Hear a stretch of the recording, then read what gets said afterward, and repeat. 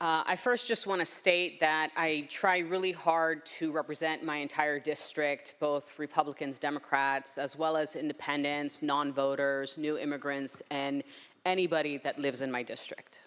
And I believe that is the role of when we create policy. It is for the entire state of California, representing all people. Just as when we do a census, it's about all people. And it was referenced about lawsuits. In 2023, the Supreme Court ruled in Abbott versus Perez that Texas's redistricting plan violated the Voting Rights Act, mandating that voters of color be placed in districts with more opportunities to elect their preferred candidates. And continuously, we have seen that Texas has been violating the Voting Rights Act since 1965, and even this most recent action in August of this month of 2025, we are seeing violations being made. And I heard multiple times today a number of things that it's wrong what's being done, and there's zero transparency, and it's a power grab. And I call that into question. So when President Trump calls for Texas to do a partisan mid-decade redraw, which handed themselves +5 GOP seats behind closed doors, is that okay? Shutting down Democrats in these rushed maps, is that okay? The fact that California is different. We're giving voters the final say and opportunity to use their voice by voting on this effort, the highest form of transparency for all voters. We hear that it's unconstitutional or overturning the will of the voters. And the US Constitution does not forbid mid-decade redistricting. In fact, California's Constitution requires voter approval, which is exactly what we are doing. We are following the rules and going to the voters. The commission remains in place. Even after this, this is a temporary safeguard until 2030. And again, it's up to the voters, not politicians, deciding whether to authorize this action.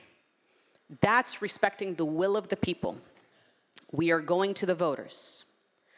So I've heard Democrats are hypocrites.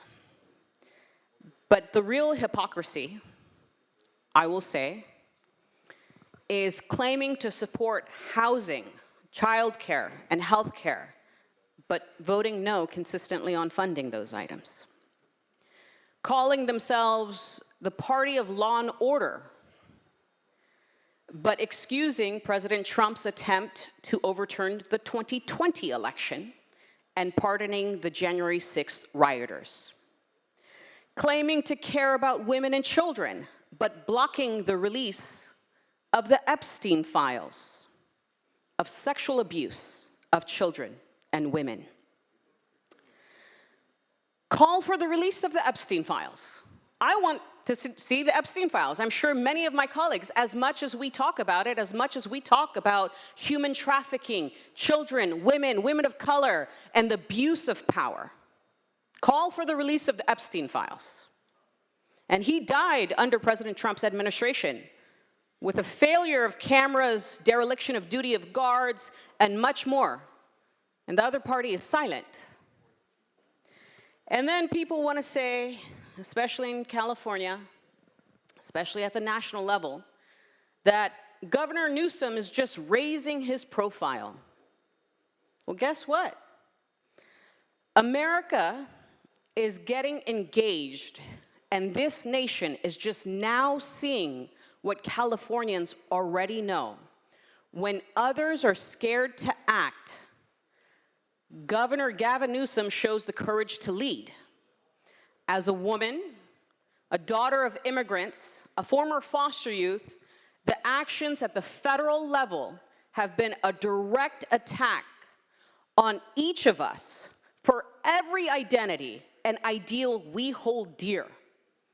I'm proud to heed Governor Newsom's call to defend our democracy. Finally, a leader willing to boldly take on what is happening in this country. And so, with this vote, is giving the choice back to the voters of California. I trust the voters, and for the greater good, I respectfully ask for an aye vote.